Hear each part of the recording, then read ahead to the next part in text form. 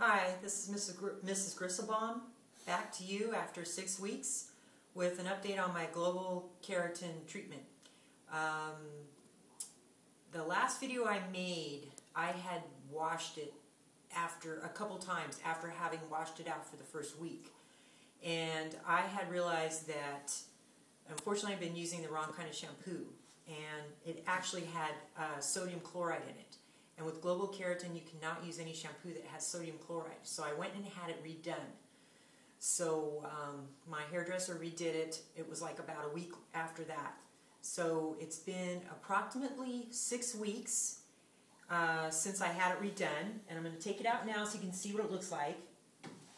Hopefully you can see. What I did was I had basically air dried it about halfway, and then basically took a blow dryer with a regular brush and kind of just did this and blow dried it out, and this is how it comes out. So I mean, there's a lot of videos. I could have just straightened it, and it takes roughly about 15 minutes to straighten it. So I'm still basically feeling that I have a lot of benefit from the treatment in terms of it being soft and not wiry, but you're starting to see now, I'm sure, a little bit of what my texture was really like before I had it done.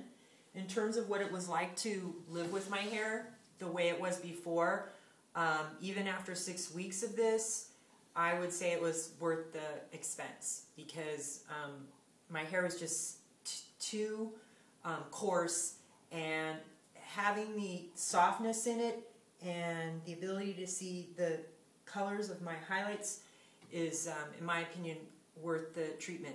I have been using, since I had it redone, I'm using the shampoo that is sold by the company. It's called Global Keratin shampoo. It's very reasonably priced. I'm paying about $20 for it, for that and the conditioner, and it's sodium chloride free. So the bottom line is, if you get this kind of treatment, you need to be very cognizant of what they will and won't allow. And depending on which version of the treatment you have will depend on what you're allowed or not allowed.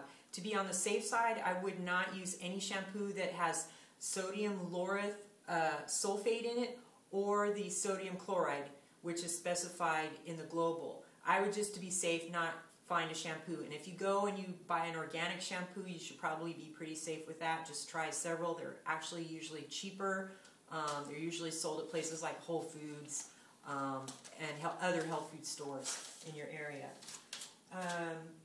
I was also, as I told you, my treatment has formaldehyde. I've done a lot of research on this since I last updated my video.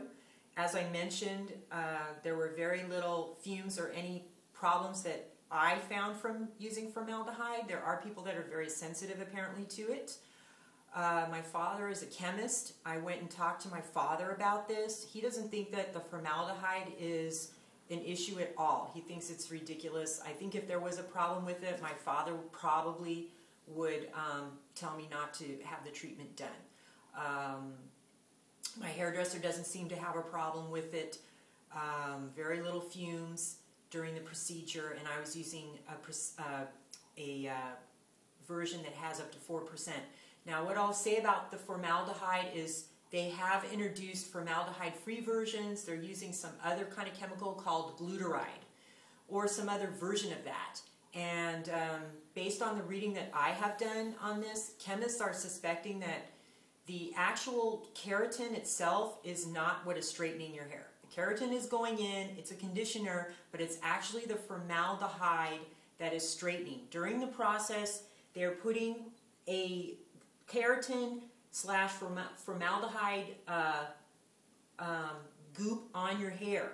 Then they're blow drying it straight. Then they are taking a straightening iron that's hot, really super hot, and they're straightening it. And so what they're doing is they're sealing the formaldehyde into your hair, and they believe that it's actually the formaldehyde that's fixing the hair. It's chemically altering the state of the hair, and it's the formaldehyde that's keeping it straight. So basically the thought along these lines is that it will not work unless it has some sort of formaldehyde or glutaride or whatever, but it's a hide. You're going to have to make your own determination on that. OSHA does have standards about how much parts per million. I believe it's 0.075 parts per million is what's legally allowed for a person to be exposed to formaldehyde within an 8-hour period. What that breaks down in terms of having this treatment, I really can't tell you. Like I said, I was concerned enough to talk to my father about it, who was a chemist, and he doesn't think that there's really any risk to it. You will have to make your own decision on that.